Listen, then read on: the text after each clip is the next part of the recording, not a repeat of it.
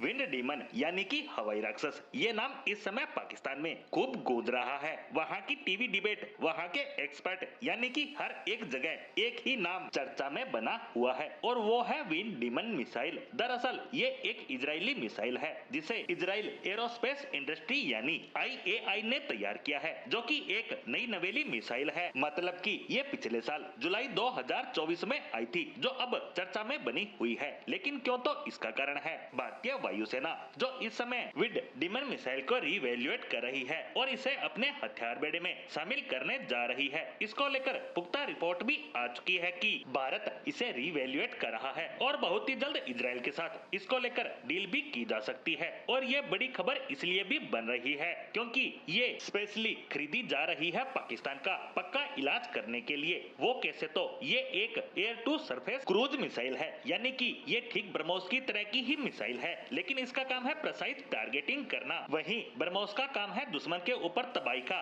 बवंडर लाना, यानी कि जहां भी ब्रह्मोस मिसाइल जाकर गिरती है वहां के आसपास कुछ भी नहीं बचता। लेकिन इसका काम कुछ अलग है। दरअसल विंड डीमन को बनाया गया है प्रेसिजन यानी बहुत ही ज्यादा एक्यूरेटली हमला करने के लिए। कितना ज्यादा, तो इसका जो सर्कुलर एरर प्रोपेबल है 1 मीटर का है। इसका मतलब कि हमने इससे दुश्मन देश के किसी शहर में स्थित घर पर निशाना साधा है तो ये उस घर पर ही जाकर गिरेगी, और कुछ समस्या भी आ गई तो सिर्फ 1 मीटर का एरर आएगा। इससे ज्यादा का एरर इसमें आ ही नहीं सकता। इससे आपको अंदाजा लग गया होगा कि ये कितनी ज्यादा प्रिसाइज स्ट्राइक कर सकती है। इसके अलावा ये मूविंग टारगेट को भी हिट कर सकती है। दरअसल इजराइल ने जुलाई 2024 में जब इसे अनवेहिल किया था, तब इसकी जो वीडियो फुटेज दिखाई गई थी उसमें साफ दिखाया गया था कि कई सारे दुश्मन के ट्रक, आर्म्ड व्हीकल तेजी से सड़क पर जा रहे थे। उन्हीं में से ये सही टारगेट को हिट करने में सफल रही थी और यही वो कारण है जिसे लेकर पाकिस्तान में इसकी खूब चर्चाएं हो रही है कि विंड डीमन भारत खरीद ही इसीलिए रहा है कि पाकिस्तान में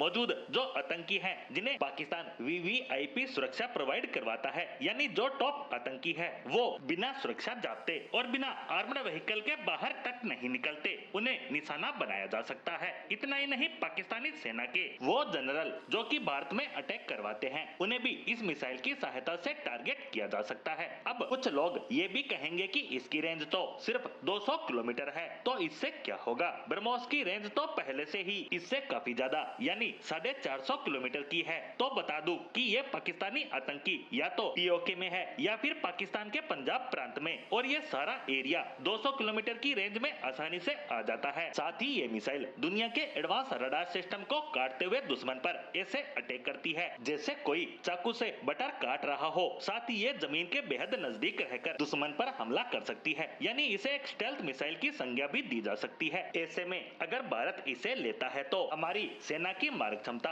और ज्यादा बेहतर हो जाएगी।